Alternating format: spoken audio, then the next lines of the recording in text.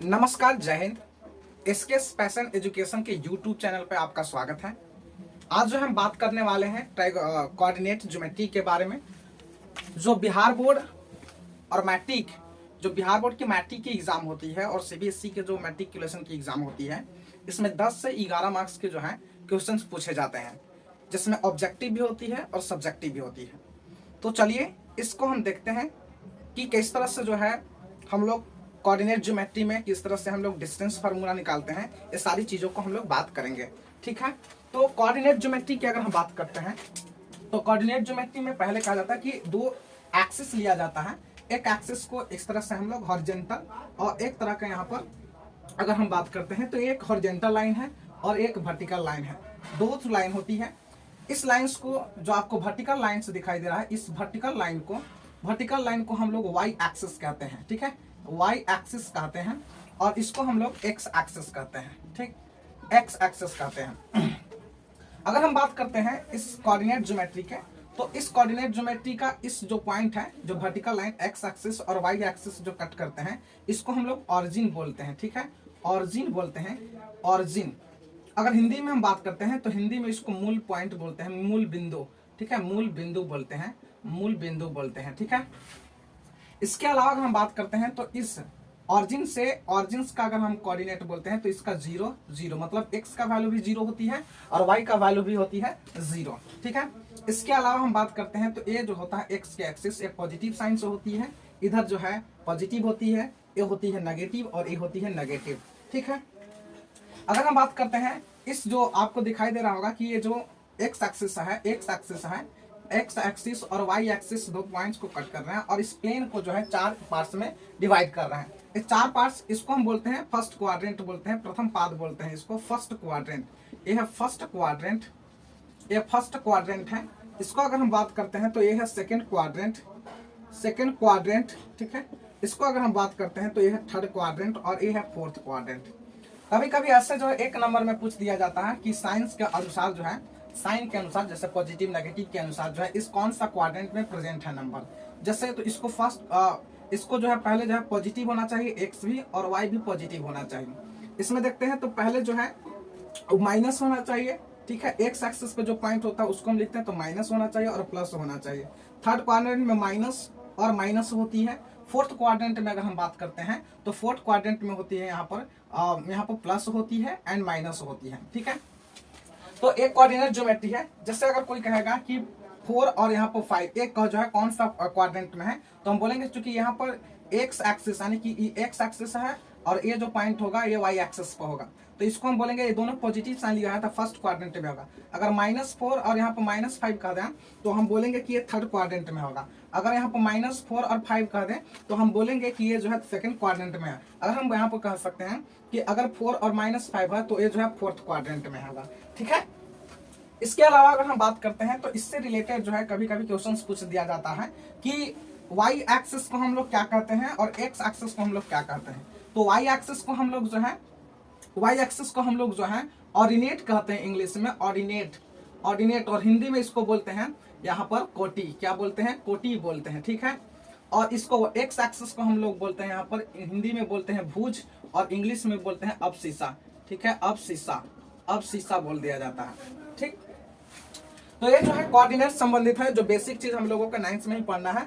अब हम बात करते हैं आगे, जो डिस्टेंस फार्मूला क्या होता है, दूरी सूत्र किसे कहते हैं, ठीक है। तो चलते हैं आगे हम बात करते हैं,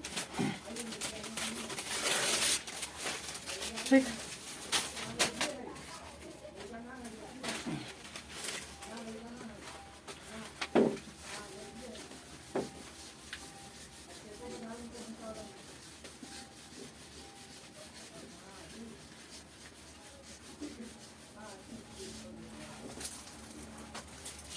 अब जो है डिस्टेंस फार्मूला जो इंपॉर्टेंट होती है, जिससे क्वेश्चन पूछा जाता है।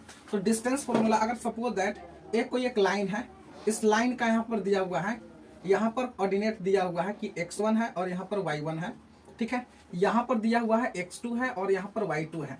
तो अगर कहेगा कि डिस्टेंस फार्मूला बताइए, डिस्टेंस फार्मूला, तो डिस्टेंस फार्मूला की अगर हम बात करते हैं, दूरी सूत्र की अगर हम बात करते हैं, दूरी सूत्र दूरी सूत्र की बात करते हैं तो डिस्टेंस इज इक्वल टू होता है रूट अंदर, ठीक है, x1 माइनस x2 के whole square plus y1 minus y2 के होल स्क्वायर।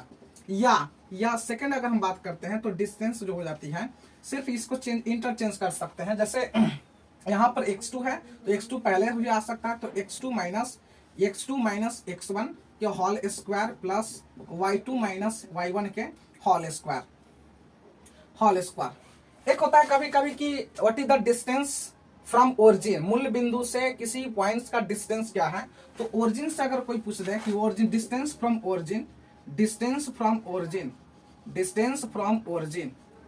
ओरिजिन, तो हमें पता है कि ओरिजिन, डिस्टेंस फ्रॉम ओरिजिन में हमें पता है कि जो ओरिजिन का कोऑर्डिनेट होता है वह 0 0 होता है, तो x भी 0 होता है और y भी 0।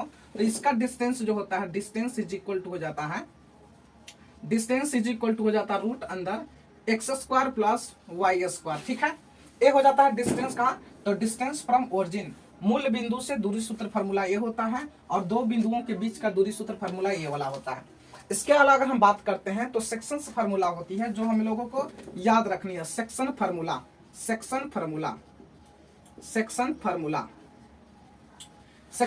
अगर हम बात करते हैं तो सेक्शन जो है दो तरह से होती है। एक होती है इंटरनल सेक्शन और एक होती है एक्सटर्नल सेक्शन, ठीक है। अब इंटरनल की क्या फार्मूला होती है, एक्सटर्नल की क्या फार्मूला होती है, इस पे हम लोग बात करते हैं, ठीक है। तो देखते हैं थोड़ा सा क्या डिफरेंसेज है। अगर suppose that A and B जो है एक लाइन सेगमेंट है जिसका कोऑर्डिनेट ए एंड बी दिया है, और यहाँ पर कोई एक पॉइंट पी आ जाता है, ठीक है।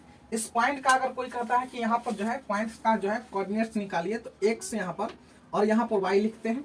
अगर m रेशियो n में डिवीजन हो रहा है, तो चूंकि m रेशियो n में डिवीजन हो रहा है तो हम इसको हम बोलते हैं, पहले फार्मूला अगर हम बात करते हैं तो इंटरनल फार्मूला हम बोलते हैं, इंटरनल सेक्शन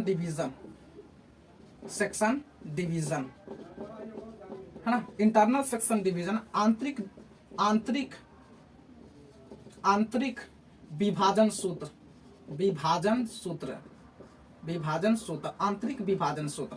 तो इसमें कुछ नहीं होता है, इसका जैसे x का अगर हमें निकालने रहता है निर्देशांक, तो x is equal to mx2 plus nx1 upon m plus n होती है। और अगर y का निकालना हो तो यहाँ पर जो होती है, यहाँ पर होती है m y2 plus n y1 upon m plus n, ठीक है।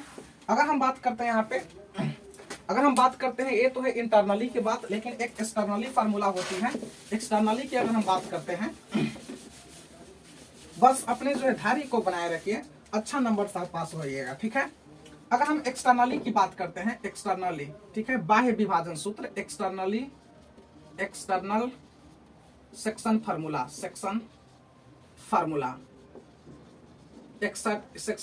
क्या होता है, इसकी बात करते हैं। इसको हम बोलते हैं बाह्य विभाजन सूत्र, बाह्य विभाजन सूत्र, ठीक है। बाह्य विभाजन सूत्र अगर हम बात करते हैं यहाँ पे, तो x इज इक्वल टू होता है, सिर्फ यहाँ नेगेटिव हो जाता है, जैसे यहाँ पर पॉजिटिव है, प्लस प्लस है, तो यहाँ पर सिर्फ माइनस हो जाएगा। तो इसको हम बोलेंगे mx2 minus nx1 upon m minus n, और y इज इक्वल टू हो जाता है यहाँ पर my2 minus ny1 upon m minus यहाँ पर n, ठीक है। ये सेक्शन फार्मूला है कोऑर्डिनेट का। इसके अलावा जो है हम लोगों को सेक्शन एक मिड पॉइंट्स का होता है, क्योंकि मिड पॉइंट्स में जो है अगर दोनों समान रेशियोज में डिवाइड हो, मतलब 1:1 हो, दोनों का 1 1 वैल्यू हो, तो मिड पॉइंट का फार्मूला जो होती है, मिड पॉइंट का फार्मूला जो होती है, ठीक है, इसको हिंदी में कहते हैं यहाँ पर मध्य बिंदु, ठीक है।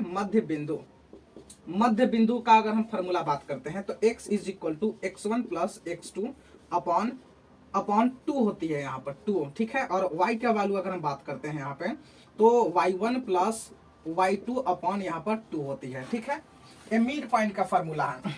इसके अलावा हम लोगों को ट्राइंगल पढ़ना है कि ट्राइंगल की क्या होती है। ट्राइंगल के हम लोग जो है कैसे सेंट्रॉइड निकालते हैं, इसको हम बोलते हैं केंद्रक कैसे निकालते हैं, इस पर हम लोग बात करेंगे।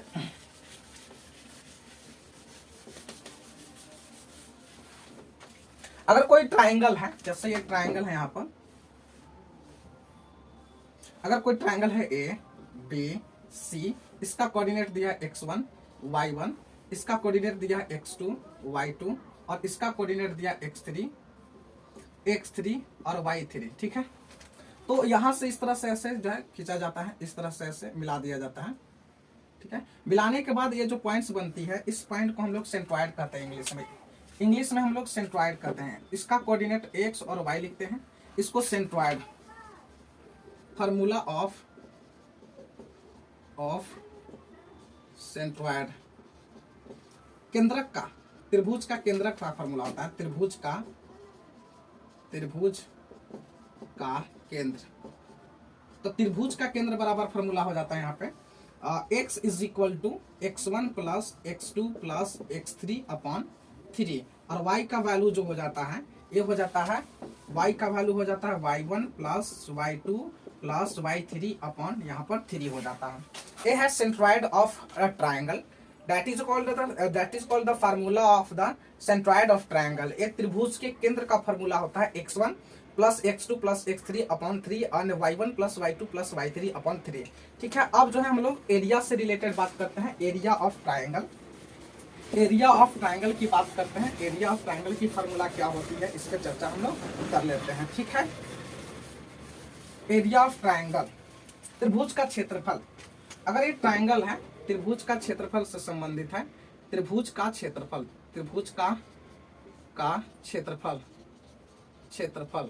तो त्रिभुज का क्षेत्रफल मतलब area of triangle. Area of triangle अगर हम बात करते हैं तो एक ट्राइंगल होती है इस तरह से, ऐसे एक ट्राइंगल है, इसका कोऑर्डिनेट है यहाँ पर a b c, ये है x1 y1 x2 y2 x3 और y3, ठीक है। अब जो है एरिया ऑफ ट्राइंगल क्या होता है, area of triangle A B C is equal to 1/2, okay, x1 y2 minus y3 plus x2 y3 minus y1 plus x3 y1 minus y2। ये फार्मूला होता है एरिया ऑफ ट्राइंगल का, ठीक है। याद रखने का तरीका क्या है, पहले चलना है x1, फिर हमें छोड़ देना है और y2 और y3 लेना है, इसके बाद हमें चलना है x2 में और इसके बाद y3 और y1 लेना है, इसके बाद हम चलेंगे x3 में। तो इस वाला जो कोऑर्डिनेट में हम चल रहे हैं उसको छोड़ना है और बाकी वाले y को पार्ट को लेना है। इसमें पूछ देता है कि यदि एक 3 पॉइंट्स जो है कोलिनियर हो, संरेख हो, तो इसकी क्या फार्मूला होती है। अगर 3 points if A B and C are collinear, अगर संरेख हो, कोलिनियर संरेख हो, कोलिनियर मतलब होता है संरेख, समान रेखा में हो, संरेख हो, एक ही रेखा पर प्रेजेंट हो, तो इसका होता है formula x1 into y2 minus y3 plus x2 y3 minus y1 plus x3 y1 minus y2 is equal to 0 होता है। तो ये जो है कोऑर्डिनेट्स से संबंधित जो है इंपॉर्टेंट फार्मूला, जिससे क्वेश्चंस जो है पूछा जाता है बोर्ड के द्वारा, और ये 10 से 11 मार्क्स के जो है क्वेश्चन पूछे जाते हैं, ठीक है। अगले सीरीज में हम बात करते हैं कोऑर्डिनेट्स ज्योमेट्री के कुछ इंपॉर्टेंट क्वेश्चंस के बारे में, ठीक है। Thank you.